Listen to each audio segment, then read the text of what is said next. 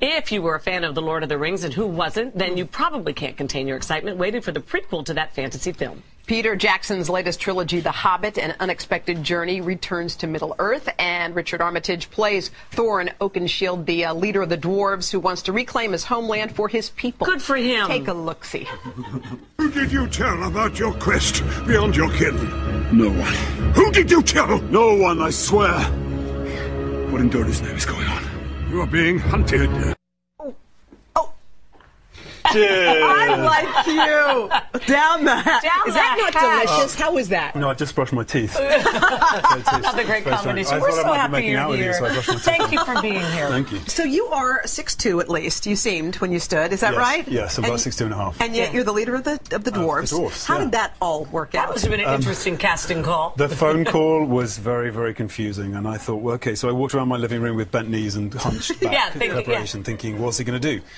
But then, of course, you realise that Peter Jackson is a digital genius, yes, and that he'll do all the work. And I just focused on the script and the scene that they gave me, and went and met him. And so everything. Can you explain just a little bit how that's done? CGI. You work a lot in front of a green screen, right? Yeah, and in order to make us smaller, they kind of make us look bigger, because if you shrink a person, they tend to look like a child. So he wanted us to look like thick-set warriors. So we have a muscle suit underneath and big boots. You had a brush with The Hobbit when you were just a little boy, didn't you? This is not your first time ago. It isn't. I did an equally high-profile production of The Hobbit at the Alex Theatre in Birmingham. I was 13. Not Alabama, England. You were 13. Yeah, I was 13. I got paid £15 a week.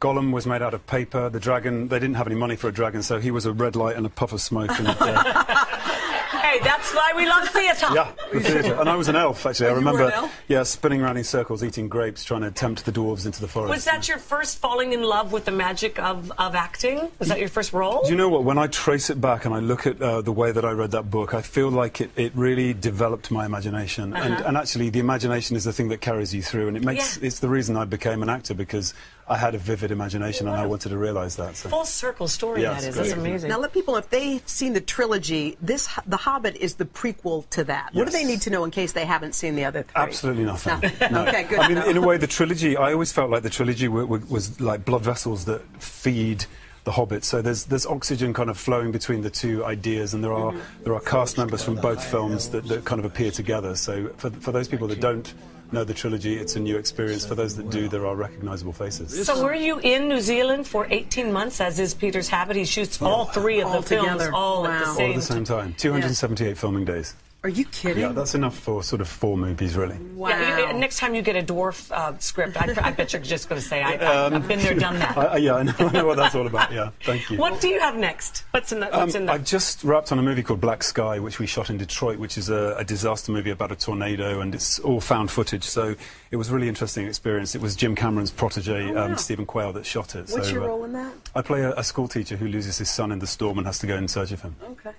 Well, it's a delight to meet you. Yeah, you're so sweet. We were a little afraid because we thought, very fine English actor type. We just thought, what's he going to have in common with us? Nothing. Wine. Hello. Yes, it's so nice to meet you. All the best. Can I just say as well, we recently lost Eileen Moran, who was one of the executive producers at Weta.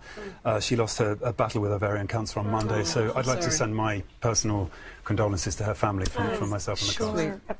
Thank you. Thank you, Richard. Thanks for I'm in coming love to see with us. him. Me He's too. a doll. Me too. All the best. The Hobbit, An Unexpected Journey opens in theaters December 14th.